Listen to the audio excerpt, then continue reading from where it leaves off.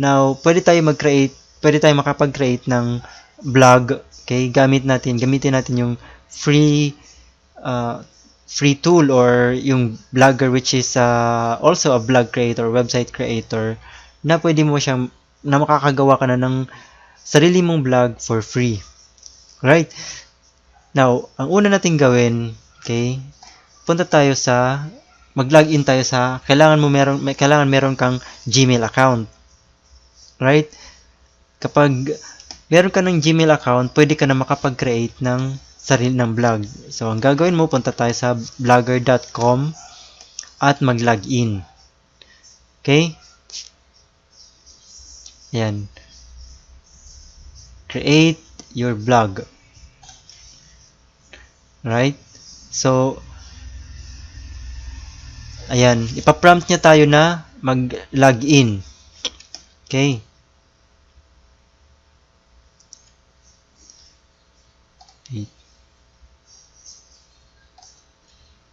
Right. So, enter lang natin yung password natin.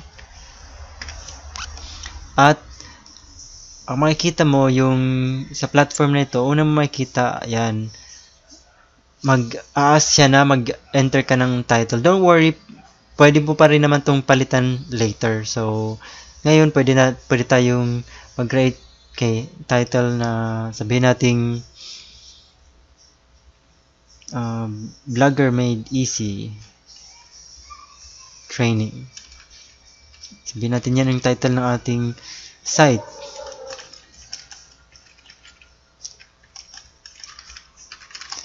Okay? So, pwede rin naman yun ang gamitin natin dun sa address natin. So, lalabas niyan, okay, papakita ko na lang sa'yo, right?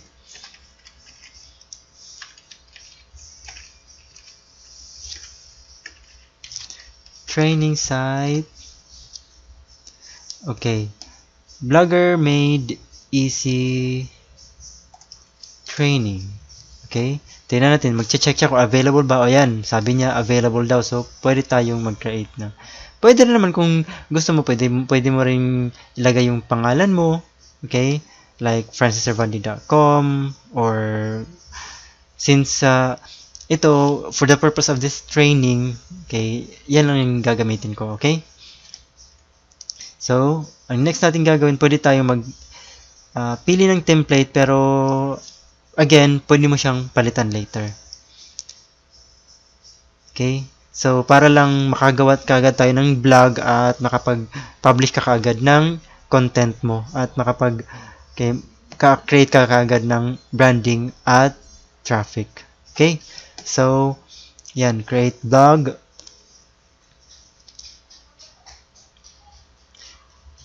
Okay.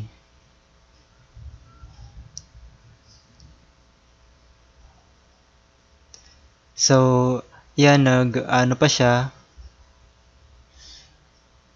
punta tayo sa Blogger, okay? Ayan. Since meron akong nagawang blog or nakapag-create na ako ng several blog at website din dati. So, makikita mo kaagad yung iba dito. Okay? Yung iba na yan yung mga nagawa ko. Pero, since ito, una mo palang paggawa ng blog, so isa lang yung makikita mo. Ayan. Sabi dito, start blogging.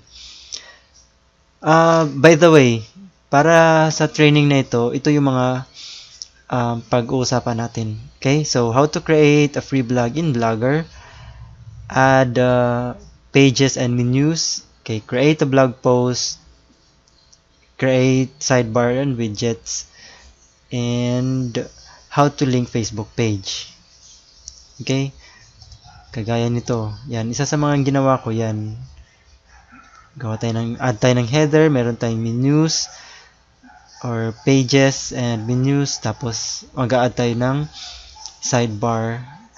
At ito sa personal site ko, pwede tayong mag-add ng Facebook. Okay, ililink natin yung Facebook page natin.